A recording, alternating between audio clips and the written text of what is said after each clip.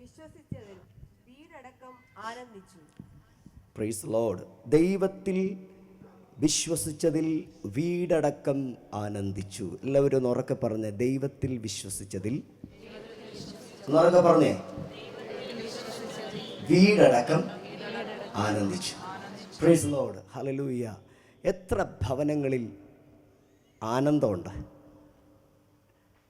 ഇന്ന് ലോകത്ത് ലക്ഷക്കണക്കിന് കുടുംബങ്ങളുണ്ട്. നമ്മുടെ രാജ്യത്ത് തന്നെ ലക്ഷക്കണക്കിന് കുടുംബങ്ങളുണ്ട്. എത്ര കുടുംബങ്ങളിൽ സ്വർഗത്തിലെ ദൈവം ആഗ്രഹിക്കുന്ന സമാധാനവും സന്തോഷമുണ്ട്. Praise lord. ഇവിടെ അപ്പോസ്തല പ്രവൃത്തികൾ 16-ാമത്തെ അധ്യായം 34-ാമത്തെ വാക്യത്തിൽ പറയുന്നൊരു വാക്യം ഇങ്ങനെയാണ്: ദൈവത്തിൽ വിശ്വസിച്ചതിൽ വീടടക്കം ആനന്ദിച്ചു. Praise Lord.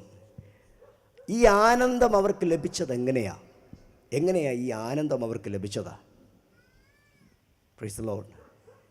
ഈ ആനന്ദം അവർക്ക് ലഭിക്കുവാനുള്ള കാരണം രണ്ട്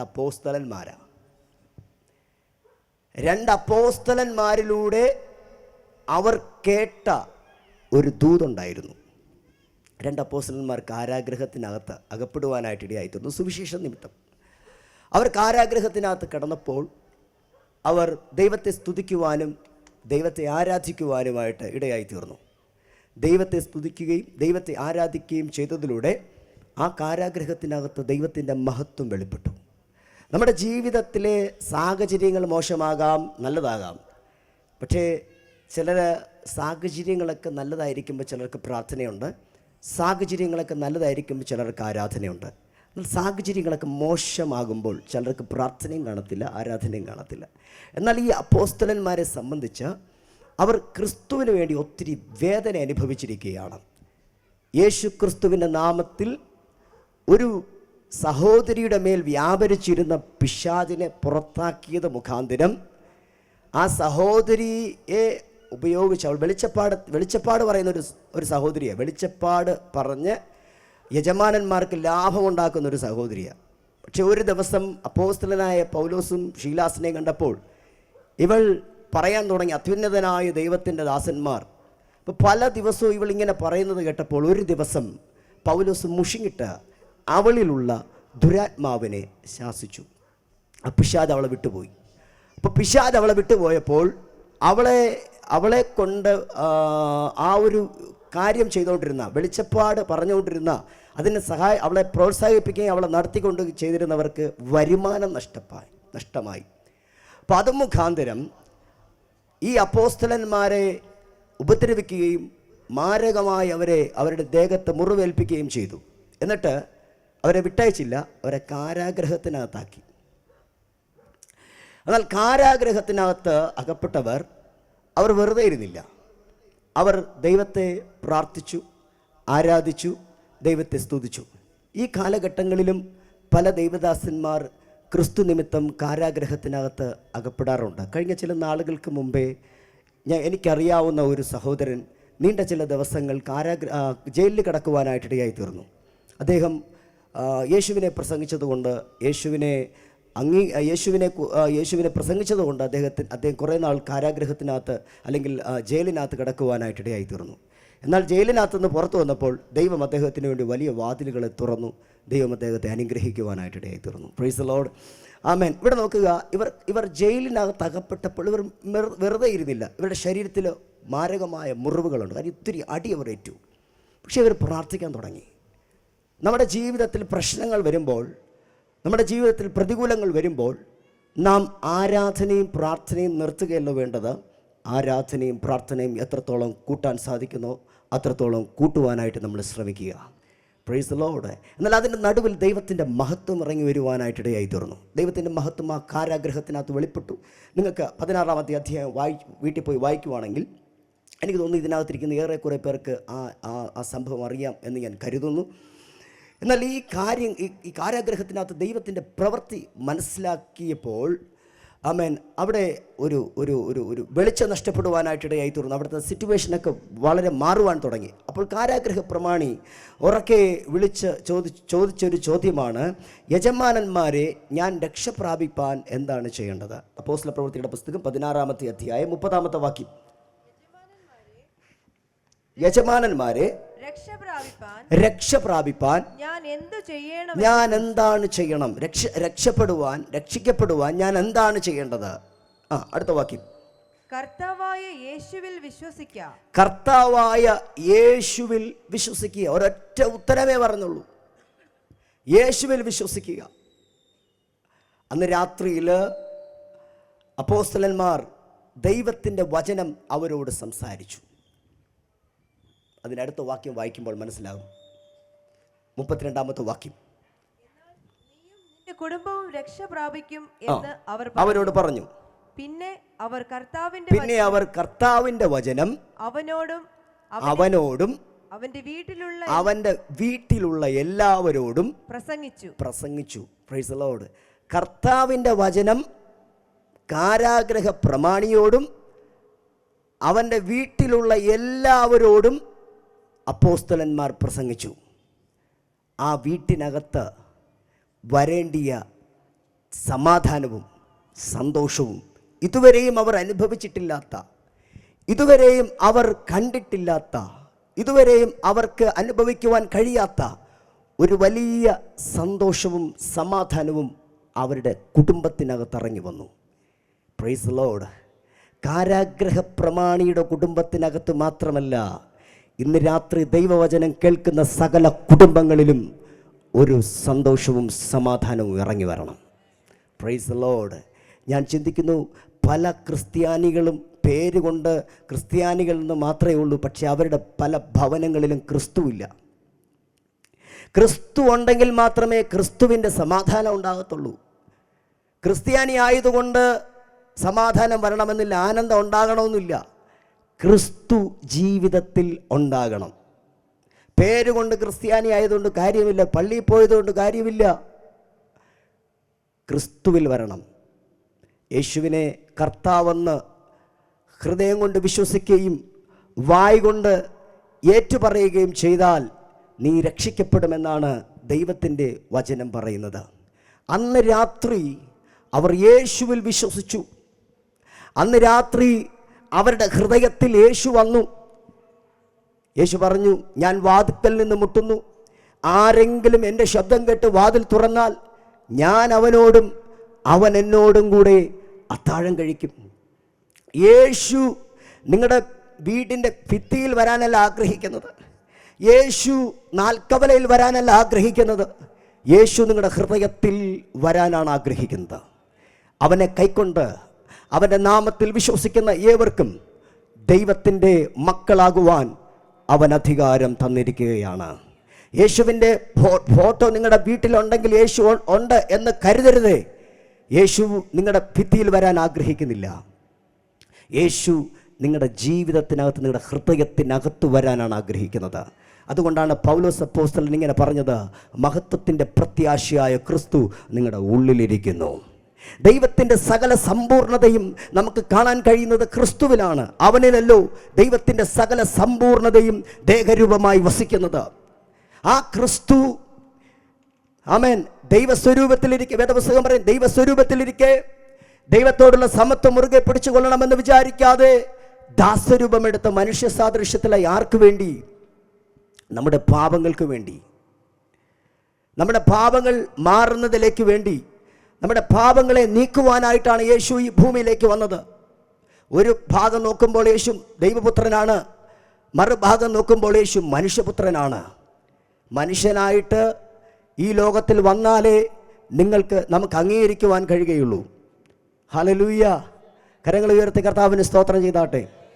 ലോകപ്രസിദ്ധ സുവിശേഷകനായ ബില്ലി ഗ്രഹാം ഒരിക്കൽ ഒരു ഉദാഹരണം ഇങ്ങനെ പറഞ്ഞു. അദ്ദേഹം പറഞ്ഞു, ഉദാഹരണം ഉറുമ്പുകളെ ഉപയോഗിച്ചാണ്. ഉറുമ്പുകൾ പറഞ്ഞുകൊണ്ടാണ്. അനേകം ഉറുമ്പുകൾ ഒരു നാശത്തിലേക്ക് വെക്കൊണ്ടിരിക്കുകയാണ്. അപ്പോൾ ഈ ഉറുമ്പിനോട് ഒരു മനുഷ്യനായി ഞാൻ ചെന്ന് പറഞ്ഞാൽ അവർക്ക് എൻ്റെ ഭാഷ മനസ്സിലാകത്തില്ല. ഞാൻ വേറെ എന്തെങ്കിലും രീതികൾ ഉപയോഗിച്ച് കഴിഞ്ഞാൽ അവർക്ക് മനസ്സിലാകത്തില്ല. അവർ അപകടത്തിൽ പോകുന്നു എന്നുള്ള കാര്യം അവരെ അറിയിക്കണമെങ്കിൽ ഞാൻ ഒരു ഉറുമ്പായിട്ട് അവരുടെ അടുക്കൽ പോകണം. പാപത്തിൽ മരിച്ച ദൈവ സാന്നിധ്യത്തിൽ നിന്നും അകന്നുപോയ ഒരു വ്യത്യാസമില്ല.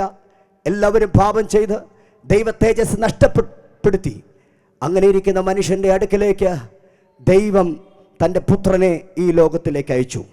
വേദപുസ്തകം പറയുന്നു, ആദിയിൽ വചനമുണ്ടായിരുന്നു, വചനം ദൈവത്തോടു കൂടെയായിരുന്നു, ദൈവത്തോടു കൂടെയായിരുന്ന വചനം ഈ ഭൂമിയിൽ ഒരു ജഡ ശരീരമെടുക്കുവാനായിട്ടിടയായി തീർന്നു. കന്യക ഗർഭിണിയായി ഒരു മകനെ പ്രസവിക്കും, നീ അവന് യേശു എന്ന് പേരിടണമെന്ന് ഗബ്രിയേൽ ദൂതൻ മറിയയോട് പറയുവാനായിട്ടിടയായി തീർന്നത്. യേശുവിനെ ഈ ഭൂമിയിൽ ജനിക്കുവാൻ ഒരു ഒരു ഒരു ഒരു കന്യകയെ ആവശ്യമായിരുന്നു. അതിന് ദൈവം തിരഞ്ഞെടുത്തൊരു പാത്രമാണ് ആമേൻ മറിയ എന്ന് പറയുന്നത്. ഈ മറിയയിലൂടെ യേശു ഈ ഭൂമിയിൽ ഒരു മനുഷ്യനായിട്ട് ജനിക്കുവാനായിട്ടിടയായി തീർന്നു. 33 വർഷം ഈ ഭൂമിയിൽ പാർത്തു. വേദപുസ്തകം പറയുന്നു യേശു 3.5 വർഷമാണ് ആമേൻ ഈ ഭൂമിയിൽ ശുശ്രൂഷ ചെയ്തത്. യേശുവിൻ്റെ ജീവിതം നിങ്ങൾ നോക്കുക. യേശുവിൻ്റെ ജീവിതം ഒരു അത്ഭുതമായിരുന്നു. അടുത്തിരിക്കുന്ന വ്യക്തിയോട് പറഞ്ഞാട്ടെ, യേശുവിൻ്റെ ജീവിതം ഒരു അത്ഭുതമായിരുന്നു. യേശുവിൻ്റെ ജീവിതം ഒരു അത്ഭുതമായിരുന്നു. യേശുവിൻ്റെ പ്രസംഗം ഒരു അത്ഭുതമായിരുന്നു. യേശുവിൻ്റെ ഉപദേശങ്ങൾ അത്ഭുതമായിരുന്നു. യേശുവിൽ ആർക്കും കുറ്റം കണ്ടുപിടിക്കുവാൻ കഴിഞ്ഞിട്ടില്ല.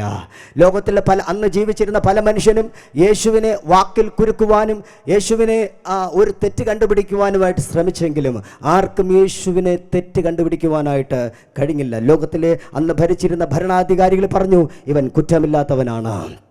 Price the Lord. വേദപുസ്തകം പറയുന്നു, പാപമൊഴികെ നമുക്ക് തുല്യമായി പരീക്ഷിക്കപ്പെട്ടവനത്രേ നമുക്കുള്ള മഹാപുരോഹിതൻ. ഹല്ലേലൂയ.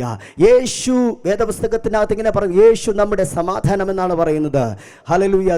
യേശു ജനിക്കുന്ന സമയത്ത് ഒരു സംഘത്തോട് ദൂതന്മാർ ചേർന്ന് പാടിയൊരു പാട്ടുണ്ട്, അത്യുന്നതങ്ങളിൽ ദൈവത്തിന് മഹത്വം, ഭൂമിയിൽ ദൈവപ്രസാദമുള്ള മനുഷ്യർക്ക് സമാധാനം. ഹല്ലേലൂയ. ആർക്കാണ് സമാധാനം വരുന്നത്? ദൈവത്തെ പ്രസാദിക്കുന്ന മനുഷ്യനാണ്. ആരാണ് ദൈവത്തെ പ്രസാദിക്കുന്നത്? യേശുവിൽ ആരാണ് വിശ്വസിക്കുന്നത്? യേശുവിനെ ആരാണ് കർത്താവും രക്ഷിതാവുമായി സ്വീകരിക്കുന്നത്? ആ വ്യക്തി സ്വർഗത്തിലെ ദൈവം പ്രസാദിക്കും. ആ വ്യക്തിയുടെ ഉള്ളിൽ സ്വർഗത്തിലെ ദൈവം വിലയേറിയ സമാധാനം നൽകി തരും. ഹല്ലേലൂയ. വേദപുസ്തകത്തിനകത്ത് ആമേൻ ഹല്ലേലൂയ യോഹന്നാന്റെ സുവിശേഷം 14-ാമത്തെ അധ്യായം അതിൻ്റെ 27-ാമത്തെ വാക്യത്തിൽ യേശു ഇങ്ങനെ പറഞ്ഞു, സമാധാനം ഞാൻ തന്നേച്ചു പോകുന്നു, എൻ്റെ സമാധാനം ഞാൻ നിങ്ങൾക്ക് തരുന്നു, ലോകം തരുന്നത് പോലെയല്ല ഞാൻ നിങ്ങൾക്ക് സമാധാനം തരുന്നത്. ലോകത്തിൽ ആരെങ്കിലും പറഞ്ഞിട്ടുണ്ടോ ഞാൻ എൻ്റെ സമാധാനം തരുന്നു എന്ന്? ലോകത്തിലൊരു മനുഷ്യനും പറഞ്ഞിട്ടില്ല, ഒരു രാജാക്കന്മാരും പറഞ്ഞിട്ടില്ല, ഒരു നേതാക്കന്മാർ പറഞ്ഞിട്ടില്ല. എന്നാൽ യേശു ക്രിസ്തു പറഞ്ഞു, എൻ്റെ സമാധാനം ഞാൻ നിങ്ങൾക്ക് തരുന്നു. ഇന്ന് രാത്രി ഞാൻ ചോദിക്കട്ടെ, ഒന്ന് കിടന്ന് ഉറങ്ങണമെങ്കിൽ സമാധാനം വേണ്ട. ഈ ലോകത്തിലൊരു സമാധാനമുണ്ട്, എന്നാൽ ക്രിസ്തുവിൻ്റെ സമാധാനമുണ്ട് ഈ ലോകത്ത്. ഈ ലോകത്തിലുള്ള സമാധാനം നമ്മുടെ ജീവിതത്തിനകത്ത് വന്നും പോയി നിൽക്കുന്നത്, ചിലപ്പം പോകും ചിലപ്പം വരും. എന്നാൽ ക്രിസ്തുവിൻ്റെ സമാധാനം അതൊരിക്കലും നമ്മെ വിട്ട് മാറത്തില്ല. ലോകാവസാനത്തോളം ആ സമാധാനം നമ്മുടെ ഉള്ളിലുണ്ടായിരിക്കും. ഹല്ലേലൂയ. കർത്താവ് പറഞ്ഞ വാക്യമാണ്, ആമേൻ, തൻ്റെ ശിഷ്യന്മാരോട് ലോകത്തോട് പറഞ്ഞ വാക്യമാണ്, സമാധാനം ഞാൻ തന്നേച്ചു പോകുന്നു, ഞാൻ കൊണ്ടുപോകുന്നില്ല. ഞാൻ എൻ്റെ ഉള്ളിലുള്ള സമാധാനം, ദൈവത്തിന് മാത്രമേ അങ്ങനെ പറയുവാൻ കഴിയുകയുള്ളൂ. ഹല്ലേലൂയ. ഹൃദയം നുറുങ്ങിയവർക്ക് യഹോവ സമീപസ്ഥൻ, മനസ്സ് തകർന്നവരെ അവൻ രക്ഷിക്കുന്നു. ഈ ലോകത്ത് നിങ്ങളുടെ മനസ്സ് തകർന്നിരിക്കുന്ന നിങ്ങളുടെ സുഹൃത്തുക്കൾക്ക് രക്ഷിക്കാൻ കഴിയുകയില്ല. കാൽവറി ക്രൂശിൽ നമുക്ക് വേണ്ടി യാഗമായി തീർന്ന കർത്താവായ യേശു ക്രിസ്തുവിന് മാത്രമേ നിങ്ങളുടെ ഹൃദയത്തിലെ മുറിവുകളെ സൗഖ്യമാക്കുവാൻ കഴിയുകയുള്ളൂ. അതുകൊണ്ട് വേദപുസ്തകം പറയുന്നത്, ഹൃദയം നുറുങ്ങിയവർക്ക് യഹോവ സമീപസ്ഥൻ, മനസ്സ് തകർന്നവരെ അവിടെ നിന്ന് രക്ഷിക്കുന്നു. ഇന്ന് രാത്രിയിലും നിങ്ങളുടെ ഹൃദയത്തിനകത്ത് മുറിവുകളുണ്ടോ? നിങ്ങളുടെ ഹൃദയത്തിനകത്ത് ഭാരങ്ങളുണ്ടോ? നിങ്ങളുടെ ഹൃദയത്തിനകത്ത് നിരാശകളുണ്ടോ? യേശു നിങ്ങളുടെ ഹൃദയത്തിനകത്ത് വന്നു കഴിഞ്ഞാൽ നിങ്ങളുടെ ഹൃദയത്തിനകത്തുനിന്ന് നിരാശയും ഭാരവും കടന്നു പോകുവാനായിട്ടിടയായി തീരും. വേദപുസ്തകത്തിൽ ഞാൻ കഴിഞ്ഞ ചില നാളുകളായി എൻ്റെ കുഞ്ഞിനെ ഈ കുഞ്ഞുങ്ങളെ പാട്ട് പഠിപ്പിക്കുന്ന കൂട്ടത്തിൽ ഇട്ട് കൊടുക്കുന്ന കൂട്ടത്തിൽ ഈ സക്കായിയുടെ ഈ പാട്ട് ഇട്ട് കേൾപ്പിക്കാറുണ്ട്. സക്കായിയുടെ പാട്ട്, കുള്ളൻ സക്കായി എന്ന് പറഞ്ഞൊരു പാട്ട് യൂട്യൂബിനകത്തുണ്ട്. നിങ്ങളുടെ കുഞ്ഞുങ്ങൾക്ക് അത് ഇട്ട് കൊടുത്തിട്ടുണ്ടെന്ന് ഞാൻ കരുതുന്നു. Price the Lord. ഈ സക്കായിയുടെ ജീവിതം എന്ന് പറയുന്നത് വല്ലാത്തൊരു ജീവിതം. നാട്ടുകാർ അദ്ദേഹത്തെക്കുറിച്ച് പറയുന്നത് ഇവൻ മഹാഭാവി എന്നാണ് പറയുന്നത്. മഹാഭാവി കാര്യം ഇവൻ ചുങ്കക്കാരനാണ്, ഇവൻ മഹാഭാവിയാണ്. ചിലരെ കുറിച്ച് നമ്മൾ പറയത്തില്ല, അവൻ പിശുക്കനാണ്, അവൻ വല്ലാത്ത പ്രശ്നക്കാരനാണ്. അപ്പോൾ ഇങ്ങനെ നാട്ടുകാർ ഇവനെക്കുറിച്ച് ഇങ്ങനെയാണ് പറയുന്നത്, ഇവൻ മഹാഭാവി. ആരാണ് ഇവൻ? മഹാഭാവി. ഇവൻ്റെ വീട്ടിൽ ഇവൻ്റെ വീട്ടിൽ സമാധാനമില്ലായിരുന്നു, ഇവൻ്റെ വീട്ടിൽ രക്ഷയില്ലായിരുന്നു, ഇവൻ്റെ വീട്ടിൽ ഈ പറയപ്പെടുന്ന റിജോയ്സ് അല്ലെങ്കിൽ സന്തോഷിക്കുന്ന അനുഭവങ്ങളൊന്നും ഇദ്ദേഹത്തിൻ്റെ ഭവനത്തിനകത്തില്ലായിരുന്നു. എന്നാൽ ഒരു ദിവസം ഈ മനുഷ്യന് തോന്നി യേശുവിനെ ഒന്ന് കാണണം. പലരും യേശുവിൻ്റെ അടുക്കൽ അത്ഭുതം കണ്ടു വന്നവരുണ്ട്. അത്ഭുതം കാണാൻ വന്നവർ സൂപ്പർ നാച്ചുറൽ അത്ഭുതം കണ്ടു, അത്ഭുതം കാണാൻ വന്നവർ സൂപ്പർ നാച്ചുറൽ നിലയിലുള്ള അത്ഭുതം കണ്ടു. അവരെല്ലാവരും ചിന്തിച്ചു ആമേൻ എന്ന് വെച്ച് കഴിഞ്ഞാൽ യോഹന്നാൻ്റെ സുവിശേഷം 6-ാമത്തെ അധ്യായം നിങ്ങൾ നോക്കുമ്പോൾ അവിടെ ഒരു കൂട്ടം ജനം യേശുവിൻ്റെ അടുക്ക് വരികയാണ്. എന്തിനാണ്? യേശു രോഗികളിൽ ചെയ്ത അത്ഭുതങ്ങളെ കാണാനാണ് ആമേൻ അവിടെ ഒരു കൂട്ടം വന്നത്. യോഹന്നാൻ്റെ സുവിശേഷം 6-ാമത്തെ അധ്യായം അതിന് 2-ാമത്തെ വാക്യം. അവൻ രോഗികളിൽ ചെയ്യുന്ന അടയാളങ്ങളെ കണ്ടിട്ട് ഒരു വലിയ പുരുഷാരം അവന്റെ പിന്നാലെ ചെന്നു. നിങ്ങൾ സുവിശേഷങ്ങളിൽ പലയിടങ്ങളിലൊക്കെ പരിശോധിച്ചാൽ ഒരു വലിയ പുരുഷാരം അവൻ്റെ പിന്നാലെ ചെന്നു, ഒരു വലിയ പുരുഷാരം അവൻ്റെ പിന്നാലെ ചെന്നു പലയിടങ്ങളിൽ നിങ്ങൾക്ക് കാണുവാൻ കഴിയും. അപ്പോൾ രോഗികളിൽ ചെയ്യുന്ന അത്ഭുതങ്ങളെ കണ്ടിട്ടാണ് ഈ ജനം ഇവിടെ വന്നത്. പക്ഷേ ഇവർ വന്നപ്പോൾ കർത്താവ് ഇവർക്ക് കൊടുത്തത് 5 യവത്തപ്പവും 2 മീനിനെയും അനുഗ്രഹിച്ച് 5000 പേർക്ക് കൊടുത്തു. അപ്പോൾ ഇവർ എങ്ങനെ സാധാരണ അത്ഭുതമാണോ കണ്ടത്, അതോ സൂപ്പർ നാച്ചുറൽ ആയിട്ടുള്ള അത്ഭുതമാണോ കണ്ടത്? Super natural.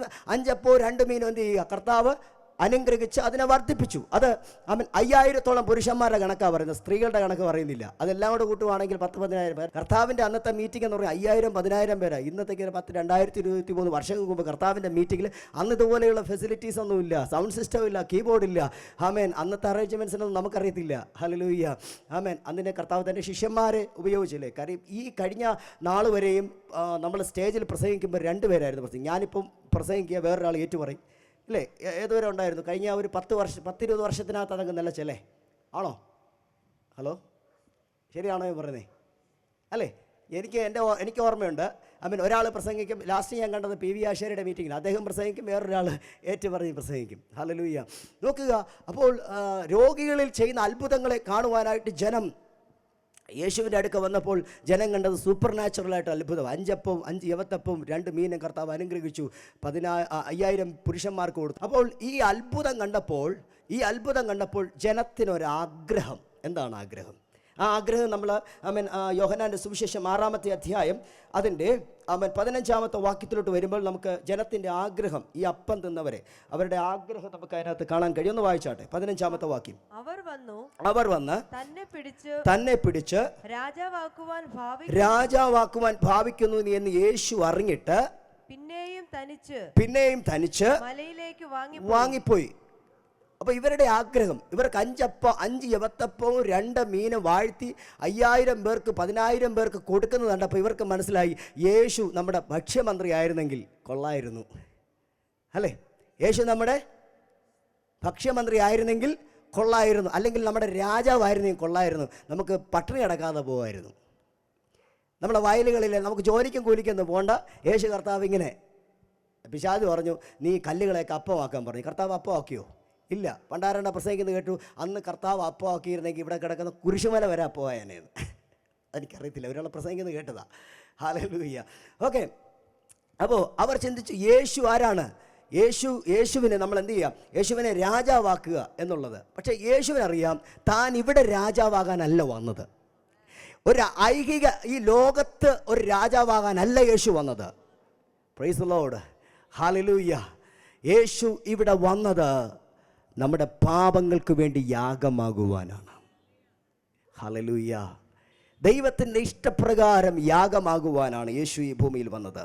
അതുകൊണ്ട് അവരോട് യേശു ദൈവത്തിൻ്റെ വചനം സംസാരിക്കാൻ തുടങ്ങി. താൻ വന്നത് എന്തിനാണെന്ന് ആത്മീക അർത്ഥം അവർക്ക് മനസ്സിലാക്കി കൊടുത്തപ്പോൾ അവർക്കത് സഹിക്കുവാനായിട്ട് കഴിഞ്ഞില്ല. ഹല്ലേലൂയ. അതിൻ്റെ 33-ാമത്തെ വാക്യം 25-ാമത്തെ വാക്യത്തിലോട്ട് വരുമ്പോൾ യോഹന്നാന്റെ സുവിശേഷം 6-ാമത്തെ അധ്യായം 35-ാമത്തെ വാക്യത്തിലോട്ട് വരുമ്പോൾ കർത്താവ് ഇങ്ങനെയാണ് പറഞ്ഞത്. യേശു അവരോട് പറഞ്ഞു, ഞാൻ ജീവന്റെ അപ്പമാകുന്നു. എന്റെ അടുക്കൽ വരുന്നവന് വിശക്കത്തില്ല. എന്നിൽ വിശ്വസിക്കുന്നവന് ഒരു നാളും ദാഹിക്കത്തില്ല. അപ്പൊ യേശു അവരോട് പറയുക, ഞാൻ ഈ ഭൂമിയിൽ രാജാവാകാൻ വന്നതല്ല, ഇവിടെ ഒരു സാമ്രാജ്യം ഉണ്ടാക്കാനല്ല വന്നത്. യേശു പീലാത്തോസിനോട് പറഞ്ഞല്ലേ, എൻ്റെ രാജ്യം ഐഹികമല്ല, ഞാൻ ദൈവരാജ്യം ഇവിടെ സ്ഥാപിക്കാൻ വന്നതാ. ഹല്ലേലൂയ. കർത്താവ് ഇവിടെ സ്ഥാപിച്ചത് തൻ്റെ സഭയാണ്. കർത്താവ് പറഞ്ഞു, ഞാൻ എൻ്റെ സഭയെ പണിയും, പാതാള ഗോപുരങ്ങൾ അവയെ ജയിക്കുകയില്ല. എത്രയെത്ര പാതാള ഗോപുരങ്ങൾ സഭയ്ക്കെതിരെ വന്നിട്ടുണ്ടെന്നറിയാവോ? എത്രയെത്ര പൈശാചിക തലങ്ങൾ സഭയ്ക്കെതിരെ വന്നിട്ടുണ്ടെന്നറിയാമോ? പക്ഷെ യേശു പറഞ്ഞ ആ വാക്കിന്നും നിവർത്തീകരിക്കപ്പെട്ടുകൊണ്ടിരിക്കുകയാണ്. എന്താണ് ആ വാക്ക്? എന്താണ് ആ വാക്ക്? ഞാൻ എൻ്റെ സഭയെ പണിയും, പാതാള ഗോപുരങ്ങൾ അവയെ ജയിക്കുകയില്ല. ചില വർഷങ്ങളായി ഈ സഭ ഇവിടെ നിൽക്കുന്നതിൻ്റെ പ്രധാന കാരണം ഇന്ന് രാത്രി നിങ്ങൾ അറിയണം, നിങ്ങൾ മനസ്സിലാക്കണം. യേശുവിൻ്റെ ആ വാക്കാണ്, ഞാൻ എൻ്റെ സഭയെ പണിയും. സഭ എങ്ങനെയാണ് യേശു പണിതത്? യേശു കർത്താവ് കാൽവരി കുരിശിൽ മരിച്ചു, അടക്കപ്പെട്ടു, ഉയർത്തെഴുന്നേറ്റു. നീണ്ട 40 ദിവസം തൻ്റെ ശിഷ്യന്മാരോടുകൂടെ കർത്താവായിരുന്നു. ദൈവരാജ്യം സംബന്ധിച്ച കാര്യങ്ങൾ അവരോട് സംസാരിച്ചു. താൻ ജീവിച്ചിരിക്കുന്നു എന്ന് അനേക ദൃഷ്ടാന്തങ്ങൾ അവർക്ക് കാണിച്ചു കൊടുത്തു. എന്നിട്ട് കർത്താവ് അവരോട് പറഞ്ഞു, നിങ്ങൾ യെരൂശലേം വിട്ടു പോകരുത്. എന്നോട് കേട്ട പിതാവിൻ്റെ വാഗ്ദത്തത്തിനായി നിങ്ങൾ കാത്തിരിക്കണം. ചില നാളുകൾ കഴിയുമ്പോൾ ദൈവം തൻ്റെ ആത്മാവിനെ നിങ്ങളുടെ മേൽ അയക്കും. പരിശുദ്ധാത്മാവ് നിങ്ങളുടെ മേൽ വരും. പരിശുദ്ധാത്മാവ് നിങ്ങളുടെ മേൽ വരുമ്പോൾ നിങ്ങൾക്ക് ശക്തി ലഭിക്കും. നിങ്ങൾ യെരൂശലേമിലും യഹൂദയിലും ശമര്യയിലും ഭൂമിയുടെ അറ്റത്തോളവും എൻ്റെ സാക്ഷികളാകും. ആമേൻ, ഹല്ലേലൂയ. ആ വചനം നിറവേറിയില്ലേ?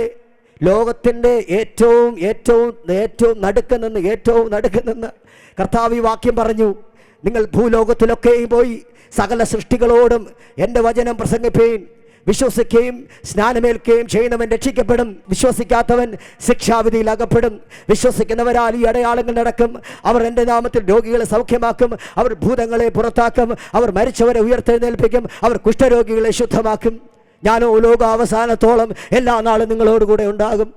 യേശു ലോകാവസാനത്തോളം ആമേൻ നമ്മോടുകൂടെ ഉള്ളത് കൊണ്ട് കർത്താവിൻ്റെ സഭ ഒരു കേടുകൂടാതെ ഈ ഭൂമിയിൽ വളരുവാനായിട്ടിടയായിത്തീരും. കരങ്ങൾ ഉയർത്തി കർത്താവിന് സ്തോത്രം ചെയ്താട്ടെ.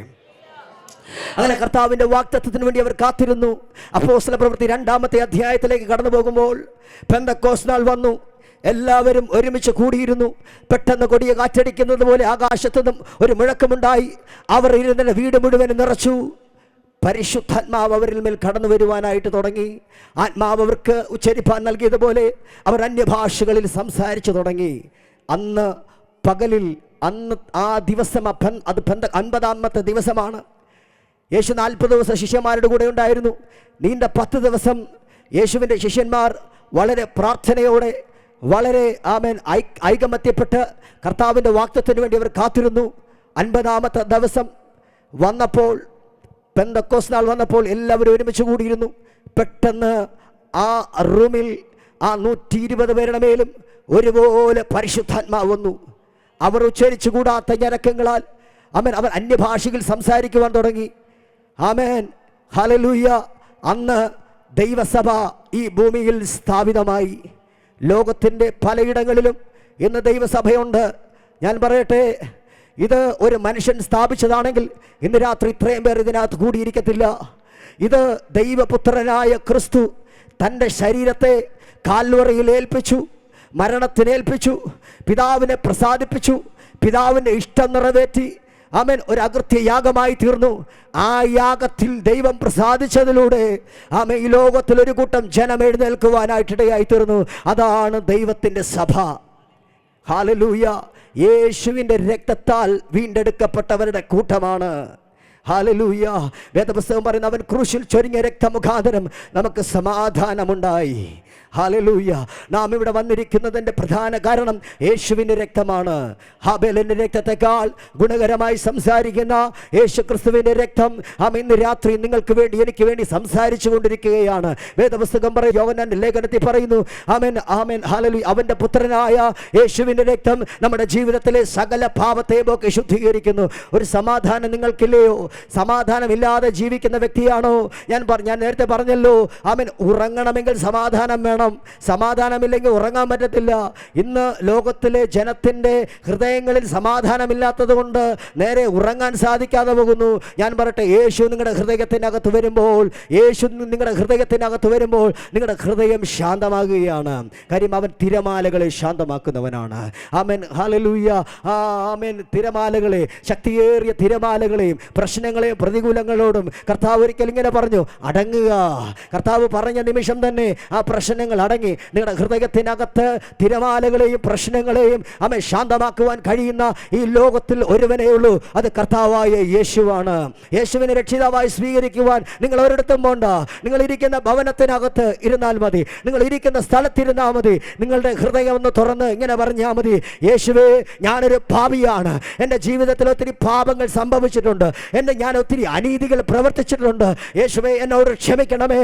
എന്നോട് ക്ഷമിച്ച് എൻ്റെ പാപങ്ങളെ ഒന്ന് അവിടുത്തെ രക്തത്താൽ കഴുകണമേ. ഇത്രയും ചെറിയൊരു പ്രാർത്ഥന നിങ്ങൾ ഏത് നിമിഷമാണോ നിങ്ങൾ ദൈവത്തിൻ്റെ സന്നിധിയിൽ പ്രാർത്ഥിക്കുന്നത്, ആ നിമിഷം നിങ്ങളുടെ ജീവിതത്തിൻ്റെ കടുചുമപ്പായിരിക്കുന്ന പാപങ്ങൾ, രക്താംബരം പോലെ ചുമപ്പായിരിക്കുന്ന പാപങ്ങൾ പഞ്ഞി പോലെ നിങ്ങളുടെ ഹൃദയത്തെ അവൻ ശുദ്ധീകരിച്ച് ദൈവത്തിനും മനുഷ്യർക്കും പ്രയോജനമുള്ള ഒരു പാത്രമാക്കി നിങ്ങളെ മാറ്റി തീർക്കുവാൻ യേശുവിന് കഴിയും. ഹല്ലേലൂയ. അന്ന് രാത്രി കാരാഗ്രഹ പ്രമാണി ചോദിച്ച ചോദ്യമാ, യജമാനന്മാരെ, രക്ഷ പ്രാപിക്കാൻ ഞങ്ങൾ എന്ത് ചെയ്യണം? ഞങ്ങൾക്ക് വഴി പറഞ്ഞതാ.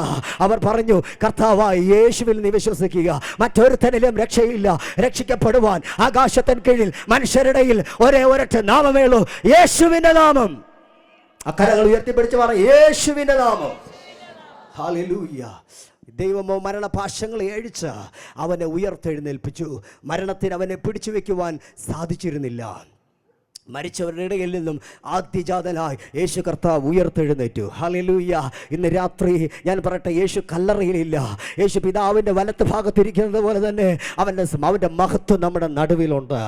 ഹല്ലേലൂയ. യേശുവിന് വേണ്ടി ജീവിക്കാൻ നിങ്ങൾ കൊതിക്കുന്ന ഒരു വ്യക്തിയാണെങ്കിൽ ആമേൻ, നിങ്ങൾ ഇത്രമാത്രം ചെയ്താൽ മതി. നിങ്ങൾ ഇരിക്കുന്ന ഇടത്ത്, നിങ്ങളായിരിക്കുന്ന സ്ഥലത്ത് ഇരുന്നു കൊണ്ട് പറഞ്ഞ, യേശുവേ, എൻ്റെ ഹൃദയത്തിനകത്തൊന്ന് വരണമേ. മദ്യപാനം നിങ്ങളെ നിയന്ത്രിക്കുന്നുണ്ടെങ്കിൽ ഞാൻ പറയട്ടെ, യേശുവിന് അതിനകത്ത് നിന്ന് നിങ്ങളെ പുറത്തു കൊണ്ടുവരുവാനായിട്ട് സാധിക്കും. പല സഹോദരങ്ങളെ കാണുമ്പോൾ അവർ മദ്യപാനത്തിന് അടിമയായി ജീവിക്കുകയാണ്. ഞാൻ പറയട്ടെ, ആ അടിമത്തത്തിൽ നിന്നും നിങ്ങളെ രക്ഷിക്കുവാൻ ഈ ലോകത്ത് യേശുവിന് കഴിയും. നിങ്ങളുടെ മനോതലങ്ങളിൽ നിങ്ങളെ പിടിച്ചമർത്തിയിരിക്കുന്ന ആ മദ്യപാനത്തിൻ്റെ പൈശാചിക ശക്തികളെ അതിൽ നിന്ന് നിങ്ങളെ പുറത്തു കൊണ്ടുവരുവാൻ യേശുവിന് കഴിയും. ആമേൻ. വേദപുസ്തകം പറയുന്നു, പിശാചിൻ്റെ പ്രവൃത്തികളെ അഴിപ്പാൻ മനുഷ്യപുത്രൻ പ്രത്യക്ഷനായി. ഇന്ന് രാത്രി ഞാൻ ഇവിടെ പ്രസംഗിക്കുമ്പോൾ അവൻ്റെ മഹത്വമേറിയ സാന്നിധ്യം ഇതിനകത്തുണ്ട്, ഈ സ്ഥലത്തുണ്ട്. ആമേൻ. അവൻ എന്തിനാ വന്നത്? വേദപുസ്തകം പറയുന്നു, പിശാചിന്റെ പ്രവൃത്തികളെ അഴിച്ചു മാറ്റുവാൻ, നിന്നെ തകർക്കുന്ന, നിന്റെ സമാധാനത്തിൽ നിന്ന് നിന്നെ അകറ്റുന്ന, നിന്റെ കുടുംബത്തിന്റെ സ്ഥൈര്യതയെ നഷ്ടപ്പെടുത്തുന്ന സകല പിശാചിന്റെ പദ്ധതികളെയും അഴിക്കാൻ യേശു ഈ ഭൂമിയിൽ വന്നു. ഹല്ലേലൂയ. ഹല്ലേലൂയ. അവൻ മഹത്വത്തിന്റെ പ്രത്യാശയാണ്. അവൻ മഹത്വം നിറഞ്ഞവനാണ്. ആ മഹത്വം എവിടെ ഇരിക്കണമെന്നാണ് ആമേൻ ദൈവം ആഗ്രഹിക്കുന്നത്. നിങ്ങൾ ഓരോരുത്തരുടെ ഹൃദയത്തിൽ ആ മഹത്വം ഇരിക്കണം. ഹല്ലേലൂയ. നിങ്ങൾ ഇന്ന് രാത്രിയിൽ യേശുവിന് വേണ്ടി ജീവിക്കാൻ നിങ്ങൾ ആഗ്രഹിക്കുന്നുണ്ടെങ്കിൽ ഒന്നും ചെയ്യണ്ട, നിങ്ങളുടെ ഹൃദയത്തെ കർത്താവിന് വേണ്ടി കൊടുത്താൽ മതി. ഒറ്റ കാര്യം പറഞ്ഞാൽ മതി, യേശുവേ, ഞാൻ പാപിയാണ്, എൻ്റെ പാപങ്ങൾക്ക് വേണ്ടി അങ്ങ് മരിച്ചു എന്ന് ഞാൻ വിശ്വസിക്കുന്നു. അവിടെ നിന്റെ ഹൃദയത്തിലേക്ക് വരണമേ. ഒരു ചെറിയ പ്രാർത്ഥന, വലിയ പ്രാർത്ഥനയൊന്നും നടത്തേണ്ട ആവശ്യമില്ല, വളരെ ചെറിയ പ്രാർത്ഥന. ചിലർ കുറ്റബോധത്തിൽ ജീവിക്കുന്നവരാണ്. കുറ്റബോധം, ചെയ്ത പാപം ചെയ്തു പോയി, വീണ്ടും വീണ്ടും വീണ്ടും വീണ്ടും ആ പാപത്തിൻ്റെ ചിന്ത അല്ലെങ്കിൽ ചെയ്തു പോയ തെറ്റുകൾ കുറ്റബോധത്തിൽ ജീവിക്കുന്നവരാ. കുറ്റബോധം കാരണം സമാധാനമില്ല. ആരോട് പറയാനാ? ആരോടും പറയാൻ കഴിയുന്നില്ല. കുറ്റബോധം. ഈ കുറ്റബോധത്തിൽ നിങ്ങൾ ജീവിച്ചാൽ നിങ്ങളുടെ സമാധാനം നഷ്ടപ്പെടും. എന്നാൽ വേദപുസ്തകം പറയുന്നു, നിങ്ങളുടെ സമാധാനത്തിന് വേണ്ടിയുള്ള ശിക്ഷ യേശുവിൻ്റെ മേലായി. കാൽവറിയിൽ യേശു മരിച്ചപ്പോൾ നിങ്ങളുടെ സമാധാനത്തിന് വേണ്ടിയാണ് യേശു മരിച്ചത്. ലോകത്തിൽ കഴിഞ്ഞ കാലങ്ങളിൽ ജനിച്ചവർക്കും കഴിഞ്ഞ കാലങ്ങളിൽ ജീവിച്ചിരുന്ന് മരിച്ചവർക്കും ഇന്നും ജീവിച്ചുകൊണ്ടിരിക്കുന്നവർക്കും ഇനി ജനിക്കാൻ പോകുന്നവർക്കും വേണ്ടി യേശു ക്രൂശിൽ മരിച്ചു. യേശു ക്രൂശിൽ മരിച്ചതാ നിങ്ങളുടെ സമാധാനത്തിന് വേണ്ടിയാണ്. വേദപുസ്തകം പറയുന്നു, അവൻ നമ്മുടെ സമാധാനം. അവൻ നമ്മുടെ സമാധാനം. അവൻ ക്രൂശിൽ ചൊരിഞ്ഞ രക്തമുഖാന്തരം നമുക്ക് സമാധാനം ഉണ്ടായി. ഇന്ന് രാത്രിയിൽ നിങ്ങൾ ക്രിസ്ത്യാനിയാണ്, പക്ഷെ സമാധാനമില്ല. നിങ്ങൾക്ക് ഉറങ്ങാൻ പറ്റുന്നില്ല. നിങ്ങളെ ഉറക്കം നഷ്ടപ്പെട്ടിരിക്കുന്നു. നിങ്ങളെ വല്ലാതെ ചില പ്രശ്നങ്ങൾ അലട്ടിക്കൊണ്ടിരിക്കുന്നു. എന്ത് ചെയ്യണമെന്നറിയില്ല. ഒരു വഴിയുണ്ട്. യേശുവേ, ദാവീദ് പുത്ര, എന്നോട് കരുണ തോന്നണമേ. ഒരു പ്രാവശ്യമല്ല മനുഷ്യൻ വിളിച്ചത്, പല പ്രാവശ്യം വിളിച്ചു. ദാവീദ് പുത്ര, എന്നോട് കരുണ തോന്നണമേ. ഇന്ന് രാത്രി നിങ്ങൾക്കല്ലായിരിക്കും പ്രശ്നം, നിങ്ങളുടെ വേണ്ടപ്പെട്ടവർക്കായിരിക്കും, നിങ്ങളുടെ പ്രിയപ്പെട്ടവർക്കായിരിക്കും പ്രശ്നം. പക്ഷെ ഒന്ന് പ്രാർത്ഥിക്കാൻ നിങ്ങൾക്ക് സാധിക്കുമോ? ദാവീദ് പുത്ര, എന്നോട് കരുണ തോന്നണമേ. ദാവീദ് പുത്ര, എന്നോട് കരുണ തോന്നണമേ. സക്കായിയുടെ കാര്യം ഞാൻ പറഞ്ഞല്ലോ. അദ്ദേഹത്തെക്കുറിച്ച് നാട്ടുകാർ പറഞ്ഞത് പാവിയുടെ വീടെന്ന, പാവിയുടെ വീട്, പലിശക്കാരൻ്റെ വീടെന്ന, അല്ലെങ്കിൽ ചുങ്കക്കാരൻ്റെ വീടെന്ന. നാട്ടുകാർ മുഴുവനും ആ വീട്ടിനെ നോക്കി ശപിക്കും. ഒരു ശപിക്കപ്പെട്ടവൻ്റെ വീട്. ഹല്ലേലൂയ, ശപിക്കപ്പെട്ടവൻ്റെ വീട്. പക്ഷെ ഒരു ദിവസം അവനൊരാഗ്രഹം. എന്താ ആഗ്രഹം?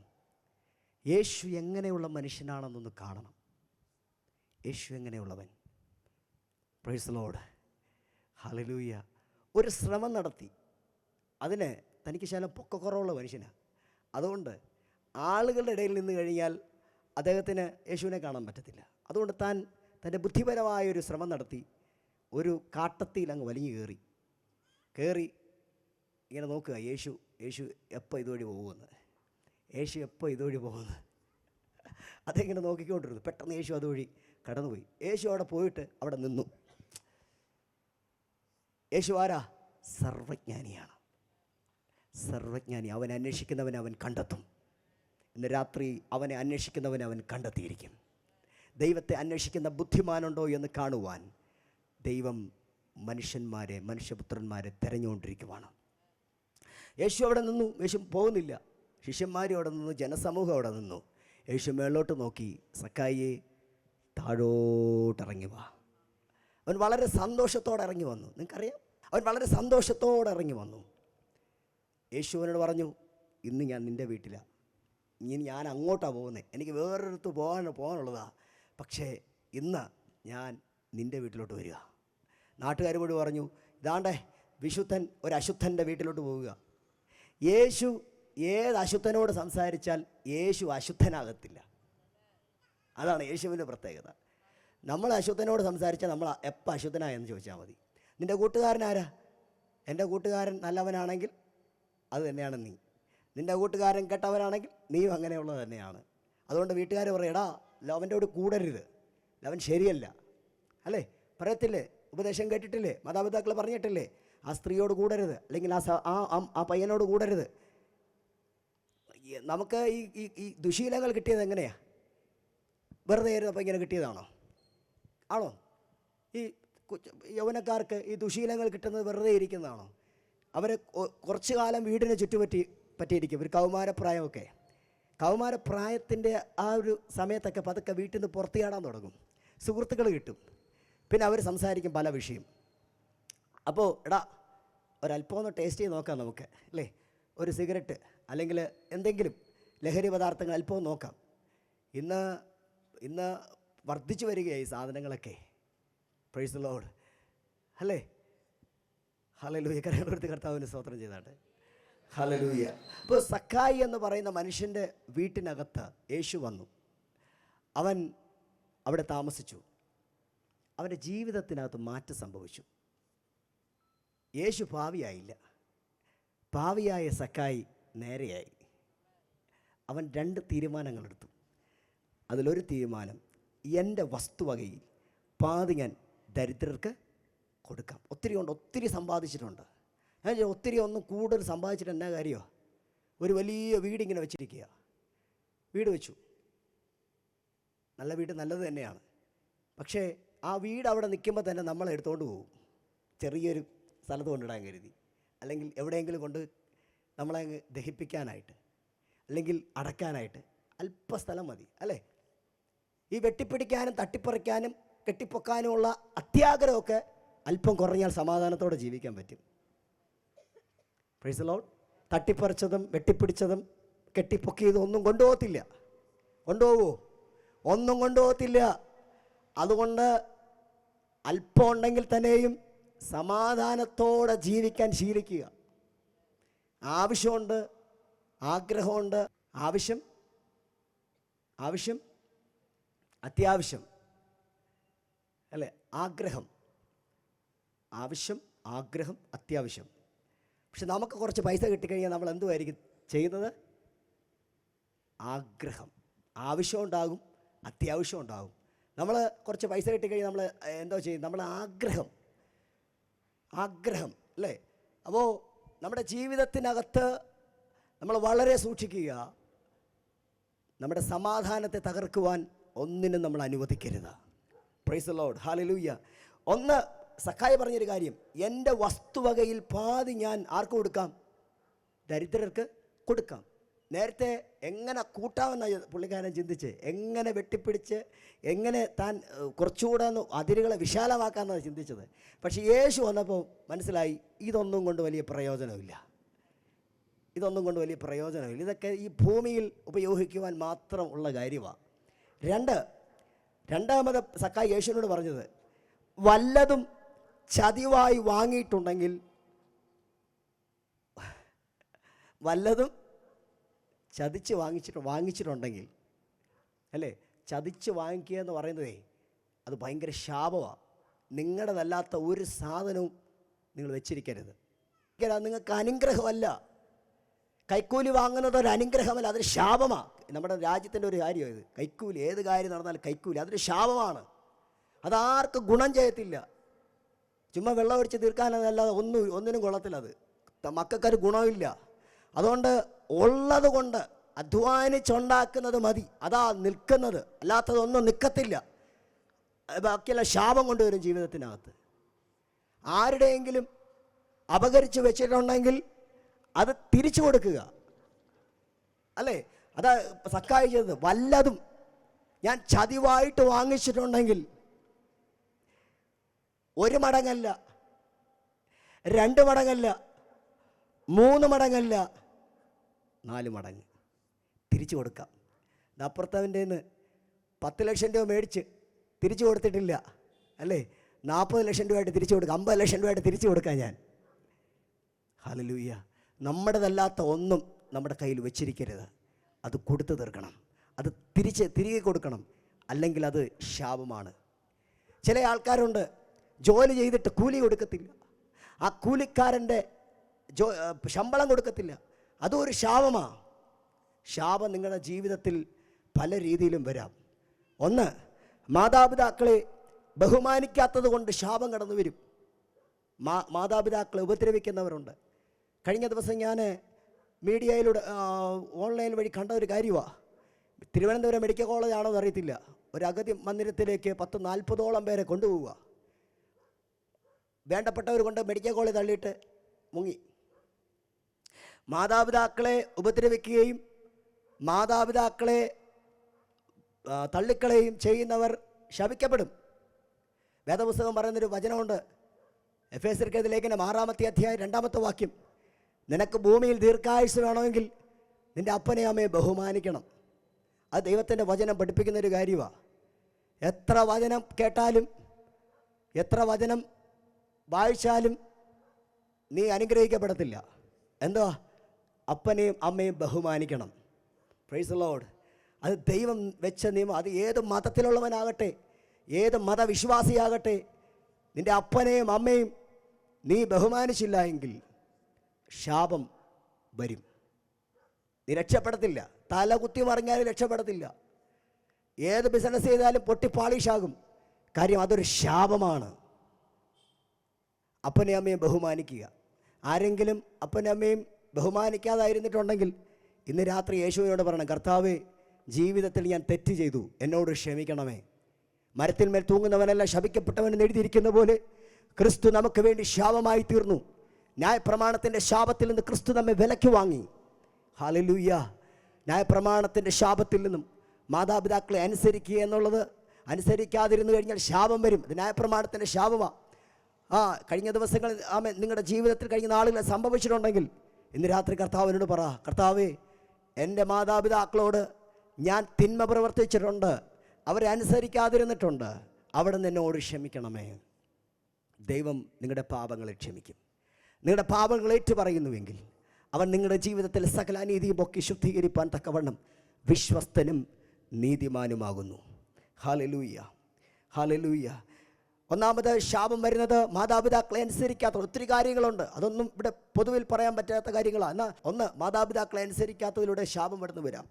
രണ്ട്, മോഷ്ടിക്കുന്നതിലൂടെയും ചതിക്കുന്നതിലൂടെയും ശാപം കടന്നു വരാം. കഴിഞ്ഞ ദിവസം ഇവിടെ ഒരു ആൻറ്റിയുടെ പേഴ്സ് നഷ്ടപ്പെട്ടു. പുറത്തു വെച്ചാൽ നഷ്ടപ്പെട്ടത്. അതിനകത്ത് 6000 രൂപയുണ്ടായിരുന്നു. വൈകുന്നേരമായപ്പോൾ ആൻറ്റി ആരോ വിളിച്ചു പറഞ്ഞു, പേഴ്സുണ്ട്, പക്ഷേ പേഴ്സ് കിട്ടിയെന്ന് പറഞ്ഞു. അപ്പോൾ ആൻറ്റി ചോദിച്ചാൽ അതിനകത്ത് പൈസ ഉണ്ടോ? അപ്പോൾ പറഞ്ഞു പൈസയില്ല, പൈസ ആരോ എടുത്തിട്ട് ഇവിടെ കൊണ്ടിട്ടാന്ന് പറഞ്ഞു. അപ്പോൾ ഞാൻ പറയട്ടെ, അവർ വല്ലാതെ ടെൻഷൻ എടുത്തു. ഞാൻ പറഞ്ഞു, കർത്താവിൻ്റെ വചനം കേൾക്കാനല്ലേ നിങ്ങൾ വന്നത്, അല്ലേ? അന്യൻ്റെ മുതൽ നിങ്ങൾ എടുക്കരുത്. ആർക്കെങ്കിലും ആരുടെയെങ്കിലും നിങ്ങളുടെ കയ്യിലുണ്ടെങ്കിൽ ദയവ് ചെയ്ത് അങ്ങ് കൊടുക്കുക. അപ്പോൾ ഒരു ശാപവും നിങ്ങളെ വിട്ടങ്ങ് പോവും, നിങ്ങൾ അനുഗ്രഹിക്കപ്പെടും. ഹല്ലേലൂയ. മോഷ്ടിക്കുന്നതും ചതിക്കുന്നതും നിങ്ങളുടെ ജീവിതത്തിനകത്ത് ശാപങ്ങളെ കൊണ്ടുവരും. ആവർത്തന പുസ്തകം 27-ാമത്തെ അധ്യായം 17-ാമത്തെ വാക്യത്തിൽ പറയുന്നു, കൂട്ടുകാരൻ്റെ അതിർ നീക്കുന്നവൻ ശപിക്കപ്പെട്ടവൻ. യാക്കോബിൻ്റെ ലേഖനം 5-ാമത്തെ അധ്യായം 4-ാമത്തെ വാക്യം പറയുന്നു, വേലക്കാരുടെ കൂലി പിടിച്ചു വെക്കുന്നതിലൂടെ അവൻ്റെ ആ കൂലി കൊടുക്കാത്തത് കൊണ്ട് ഒരു നിലവിളി ഉണ്ടാകും. ആ വാക്യം ഒന്ന് വായിച്ചേ. യാക്കോബിൻ്റെ ലേഖനം 5-ാമത്തെ അധ്യായം 4-ാമത്തെ വാക്യം ഒന്ന് കേൾക്കട്ടെ ഞാൻ, പെട്ടെന്ന് വായിച്ചാട്ടെ. യാക്കോബിൻ്റെ ലേഖനം 5-ാമത്തെ അധ്യായം 4-ാമത്തെ വാക്യം. നിങ്ങളുടെ നിലങ്ങളെ കൊയ്ത വേലക്കാരുടെ കൂലി. നല്ലോണം വായിച്ചാട്ടെ. നിങ്ങളുടെ നിലങ്ങളെ കൊയ്ത വേലക്കാരുടെ കൂലി നിങ്ങൾ പിടിച്ചുവല്ലോ.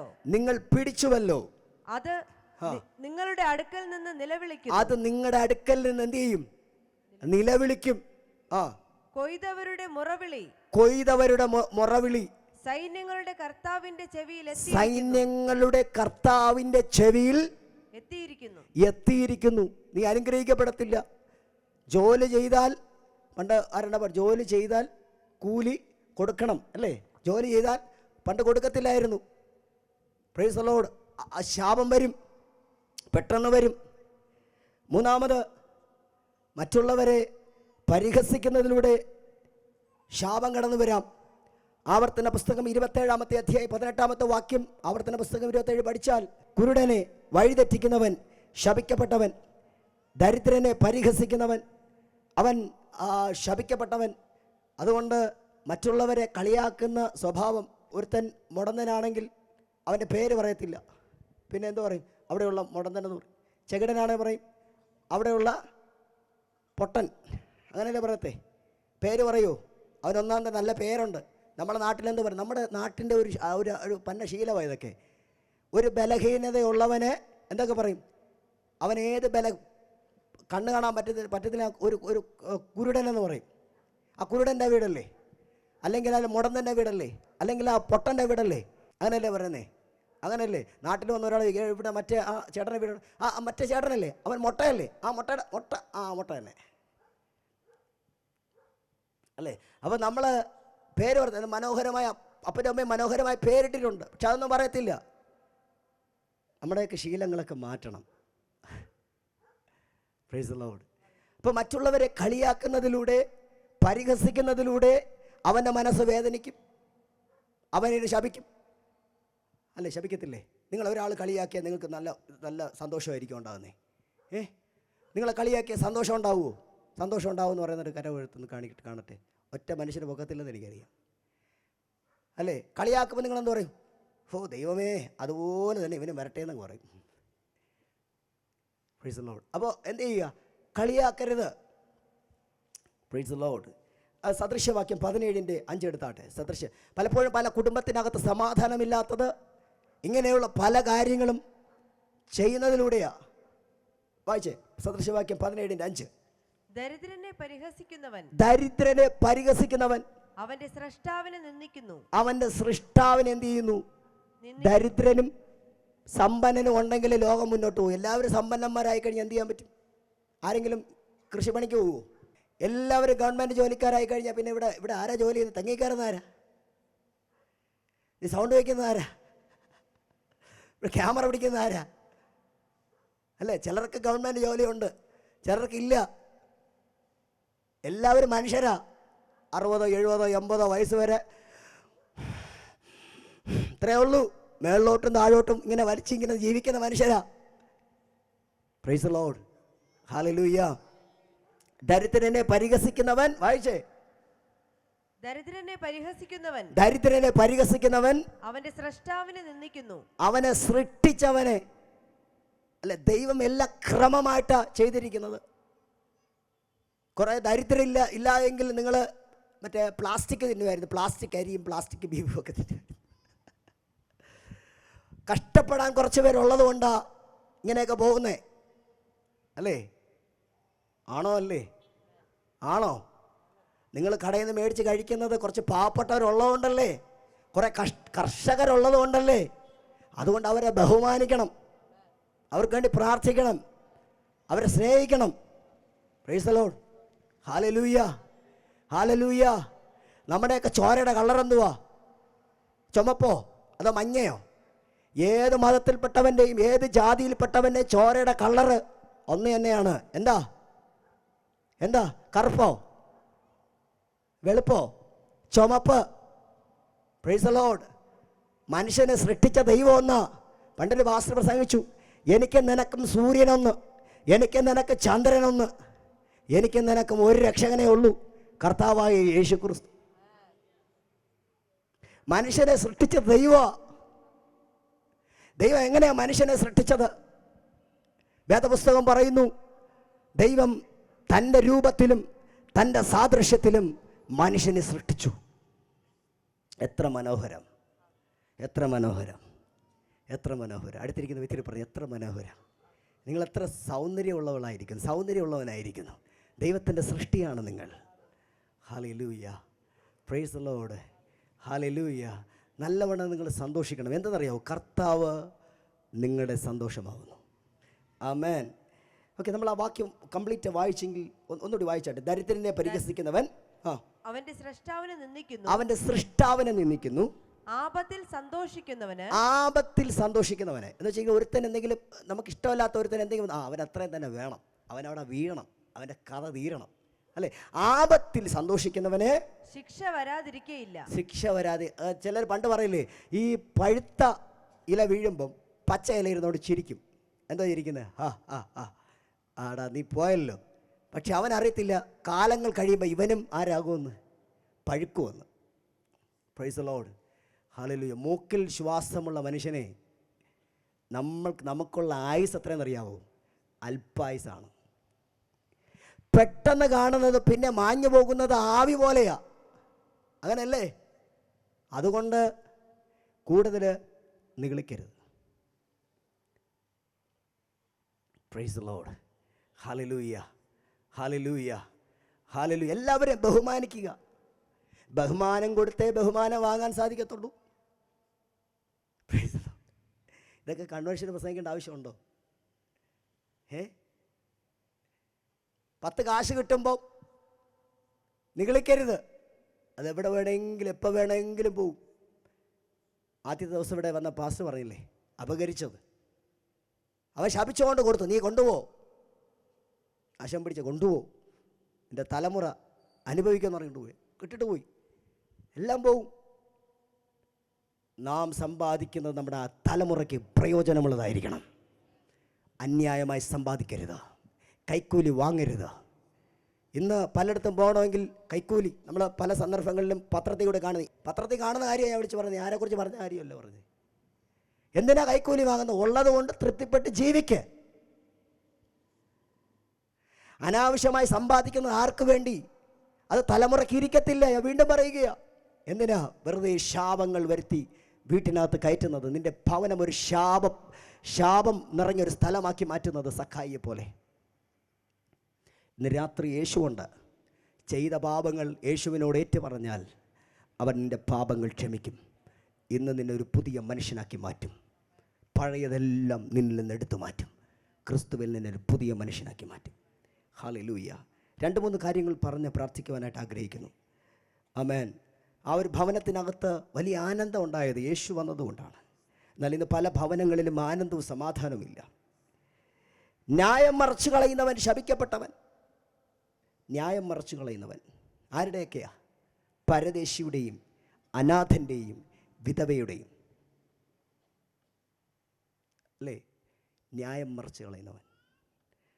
വേദപുസ്തകത്തിനകത്ത് ഉണ്ട്. ആവർത്തന പുസ്തകം 27:14 അത് കിടക്കുന്നത്. നിങ്ങൾ വീട്ടിൽ പോയി ആവർത്തന പുസ്തകം 27 വായിച്ചാൽ മതി, നിങ്ങൾക്ക് മനസ്സിലാവും. 5-ാമത് കൈക്കൂലി വാങ്ങുന്നത്. ഈ കൈക്കൂലി ഈ കൊടുക്കുന്നവനെ സന്തോഷത്തോടെയാണോ കൊടുക്കുന്നത്? ആണോ ഇല്ലയോ? നിങ്ങൾ പറയുന്നത് ഇല്ലെന്ന്. അപ്പോൾ നിങ്ങൾ കൊടുത്തവർക്കൊന്നും നിങ്ങൾ കൊടുത്തിട്ടുണ്ടെങ്കിൽ സന്തോഷത്തോടെയാണോ കൊടുക്കുന്നത്?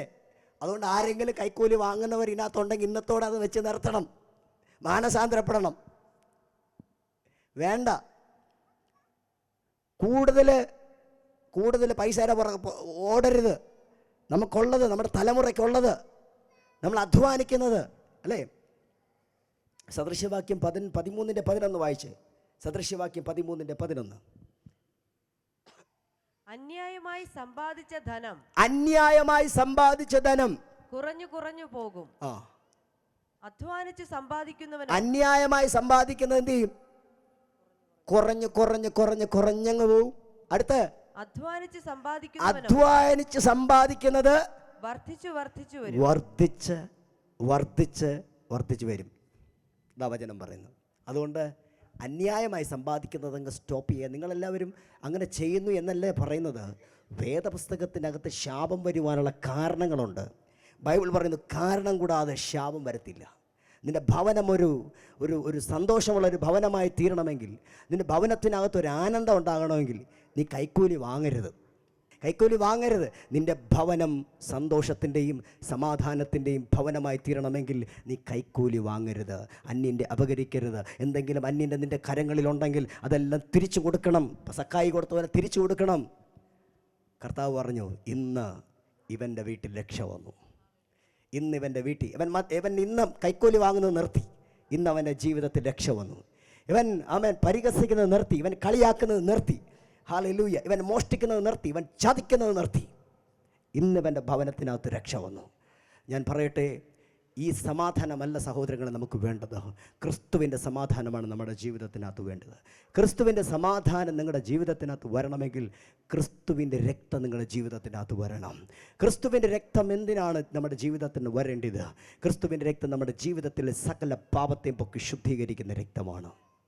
ഇന്ന് രാത്രിയിൽ ഒരു സമാധാനം നിങ്ങൾക്ക് ആവശ്യമാണ്. ഒരാനന്ദം നിങ്ങളുടെ ജീവിതത്തിനകത്ത് ആവശ്യമാണ്. ഹല്ലേലൂയ. അത് നിങ്ങളുടെ ജീവിതത്തിനകത്ത് വരണമെങ്കിൽ യേശു നിങ്ങളുടെ ജീവിതത്തിനകത്ത് വരണം. പാപം നിങ്ങളെ വിട്ട് മാറണം. പാപം നിങ്ങളെ വിട്ട് മാറുമ്പോൾ പിശാച് നിങ്ങളെ വിട്ട് മാറും. പാപത്തിൻ്റെ ശമ്പളം മരണമാണ്. ദൈവത്തിൻ്റെ കൃപാവരം കർത്താവായ യേശു ക്രിസ്തു, ദൈവത്തിൻ്റെ കൃപാവരമോ കർത്താവായ യേശു ക്രിസ്തുവാണ്. ഹല്ലേലൂയ. നമുക്കെല്ലാവർക്കും ദൈവസന്നിധിയിൽ എഴുന്നേറ്റ് നിൽക്കാം. എല്ലാവരും ദൈവസന്നിധിയിൽ എഴുന്നേറ്റ് ചില മിനിറ്റുകൾ കൂടെ നമുക്ക് ദൈവത്തെ ഒന്ന് ആരാധിക്കാം. ഹല്ലേലൂയ. നാം അനുഗ്രഹിക്കപ്പെടുന്നതിന്, നമ്മുടെ ജീവിതത്തിനകത്ത് സന്തോഷം വരുന്നതിന് വേണ്ടിയത് പാപം നമ്മളെ വിട്ടു പോകണം. അന്യായം ചെയ്യുന്നത് മതിയാക്കണം. ഹല്ലേലൂയ.